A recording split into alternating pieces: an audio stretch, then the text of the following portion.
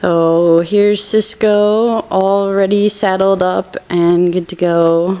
Don't mind the jumpiness of the camera. We've got some awesomely soft dirt, soil, loam for the horses. Works out really well. And he's a lot bigger than Lucy, who I'm used to riding, but it should go pretty well. He's a good boy. And the faithful trainer of awesomeness is Brittany Boettiger. So I'm up top now on Cisco. He's slightly taller than Lucy. But before the lesson starts here, I'll give you a little view of the arena. Pretty large. That's Raja over there, newer introvert into the establishment. Yep. Down here we have Tyson. Yep. Kind of the stable mascot. Trainer Brittany. So wonderful new barn. When was this built? September of 2010. September 2010. So really new, awesome facility.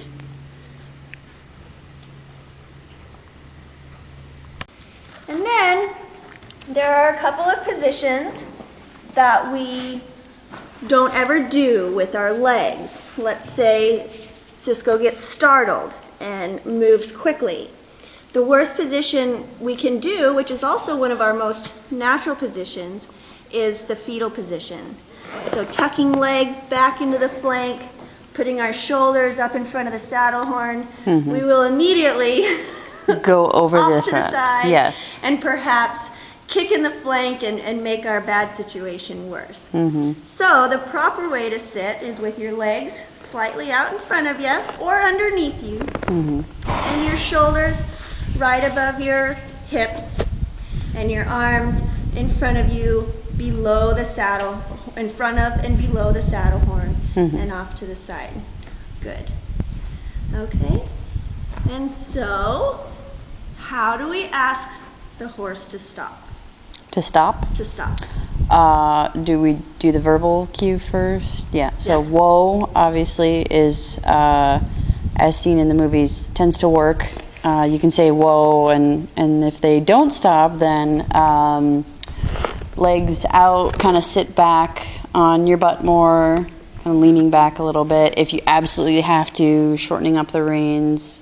Not to the point where they're going to walk backwards, but definitely to get them, Yes. And remember aware. also, when we ask the horses to stop, is if we find our reins way above the saddle horn and coming towards our chest, that is a good clue to us that we need to shorten the reins and just pull it and make connection, and not to continue to pull, because that will just encourage the head to come up. Okay?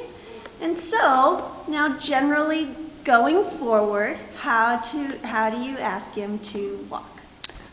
We do the verbal command first, which is one cluck Yes. per se, which is, Yeah. And if that doesn't work? and he's still sitting here, so I use my Yep. legs Yes. and get him moving until he actually does so. Because he's having an awesome lazy day.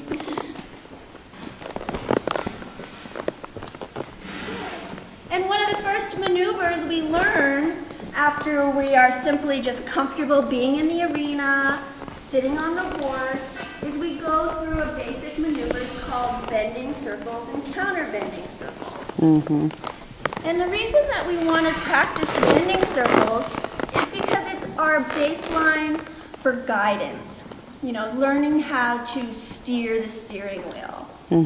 And also, it really helps teach the horse to be soft in his mouth and responsive, so that we don't ever have to get into a pulling match. So, using your give and take approach, ask for a circle to the right, and just use your right hand back towards your hip, just enough that his nose tips in towards the right.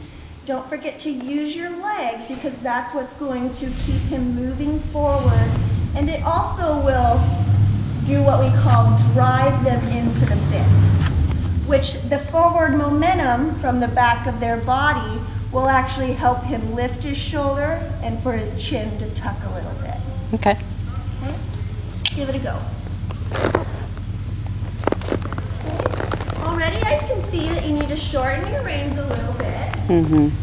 When that right hand comes back towards your hip, it should still be in front of your pommel. That's great. So I love the way that he's going in a small, tight circle, and also how his nose is bent to the inside. That's great.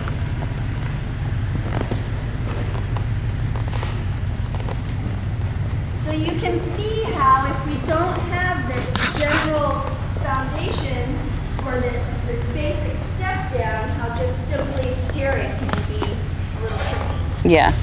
Now, also remember everything we do on one side of the horse, we have to do to the other side. So go ahead and try to the left. Okay. This, good. Good idea to get organized before you do it.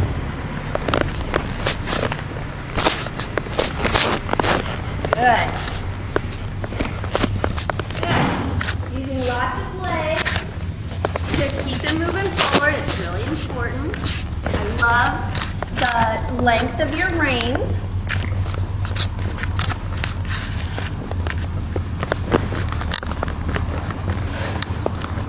Excellent.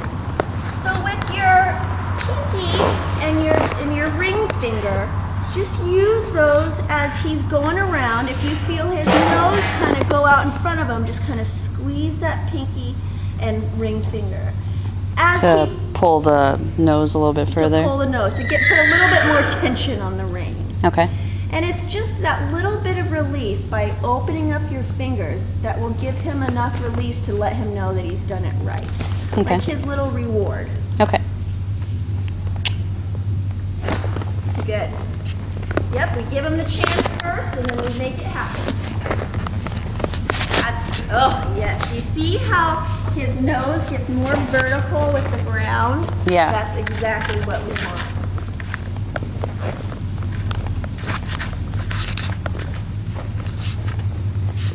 Good, good release.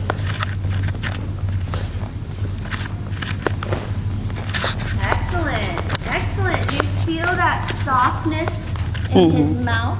Yeah. That's what we want to keep. Oh, he's got flies. It's a hot summer day. Yes. Good. I like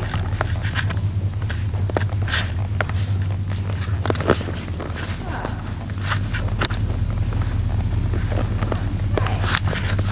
So now it becomes important, and you start to realize that even though your horse's nose is pointed to the left, he can still do a pretty good lean to the right. Well, that's where the counter bend comes in. It's starting to gain a better control of not only his nose, but of his shoulders.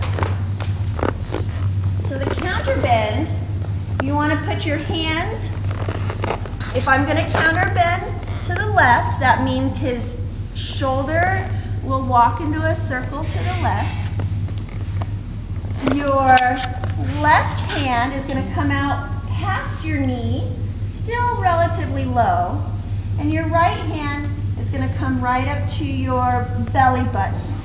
The right hand is going to encourage his nose to stay to the right, however, cross his front legs over, therefore controlling his shoulder. Okay, so from here, I would say a little bit less bend.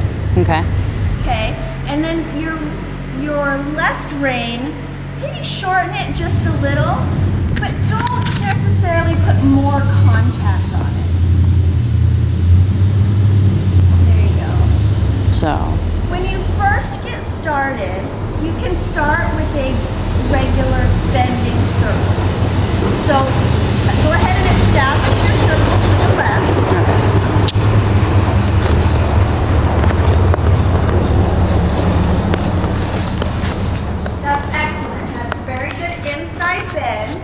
And now, just smoothly rearrange your hands. As he gets distracted. Yep. Which horses do, that's all part of the work. There you go, good.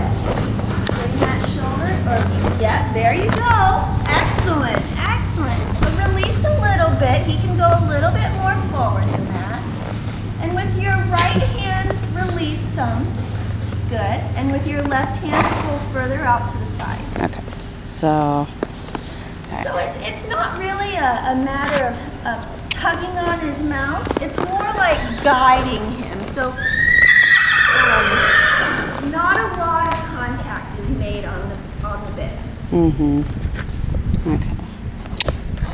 It's a complicated maneuver. When I went to college, it took us a couple of weeks to go over this. Here it is. Excellent. You see his front left crossing over his front right? That's an excellent example of some shoulder control. Awesome. Excellent. Excellent. And then give him a release and just let him go in a straighter, bigger circle. Do you want to go ahead and figure eight and turn that way so we can get a little further away? Sure.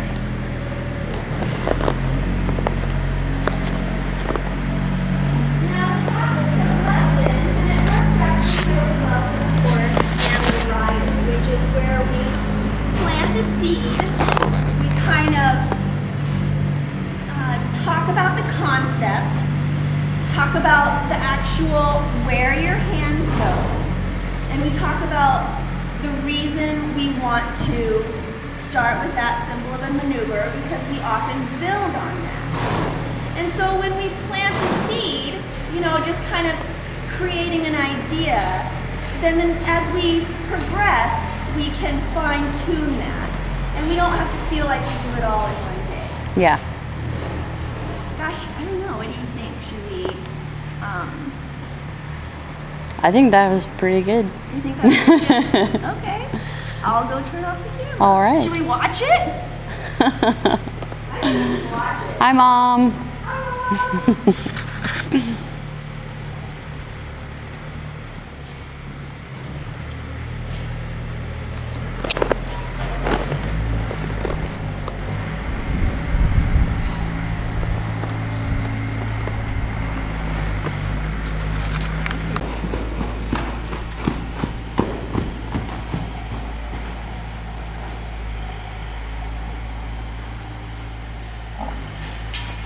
Again, this is the moment we were really hunting for.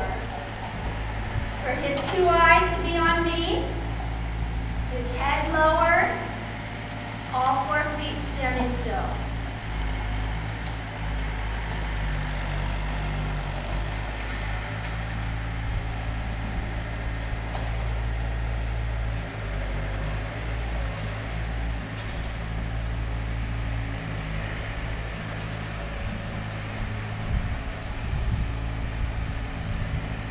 I think I have his attention a little better now.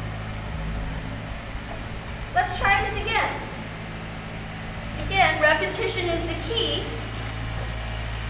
So, I'm going to put him in the stall again. And when he feels anxious, we're going to just repeat this process. Now, there is no way to determine if it's going to take 2 trips to the stall or 75 trips to the stall, or if it's going to happen in a day, a week, or in months. But the key is to really just stick to it and make sure that you're clear and consistent every time. Let's try this again.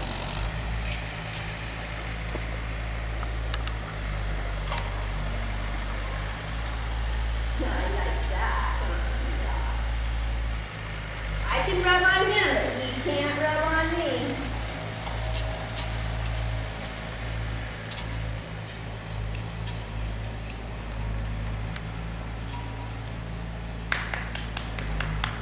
He has a much softer eye already. But however, you know, the bad experience in the stall could easily get him anxious again.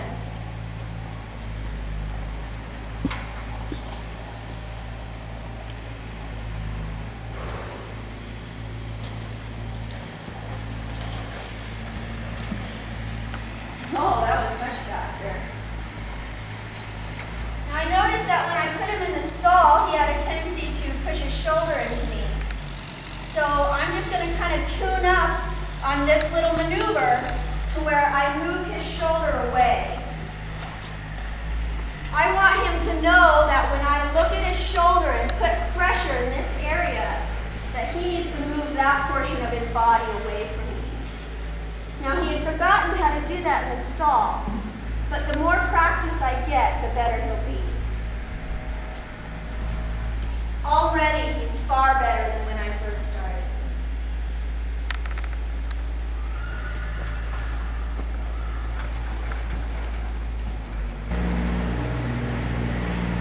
So this is a really positive change in his demeanor. He's thinking about it, he's tying quietly. And if he wasn't so hot and if I weren't so worried about him drinking water, he could be loose.